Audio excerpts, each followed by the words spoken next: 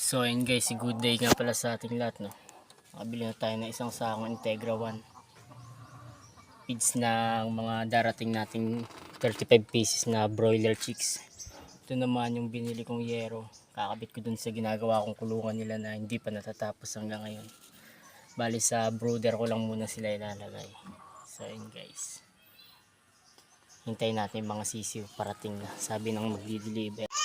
So ayun guys, dumating na pala yung mga broiler chicks natin na 35 pieces, bali 37 pieces na sila kasi may pasobrang dalawa. Hindi ko na na-videoan kanina kasi nalobat sa cellphone ko sila guys, oh.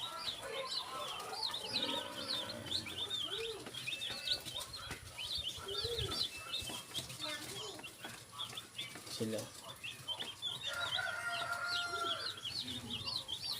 guys, takpan na natin kasi medyo makulimlim dito, lalamigin. Yan. Bali nakabit ko na rin pala yung yero guys. Yan. Lilipat natin sila dito pag 2 weeks old na sila. Pero masyadong masikip sa brooder eh. Baka mga 1 week lang lipat na natin yung dito. Yan.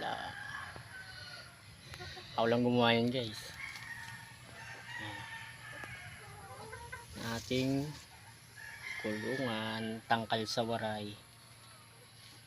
Hindi pa ito tapos guys. Lalagyan pa natin yan dito ng cover sa baba, cover dun sa likod para hindi sila lamigin pagka tag-ulan tsaka gabi, malamig ang panahon. Ranging area ng mga panabong namin guys, oh. So ayun lang guys, peace.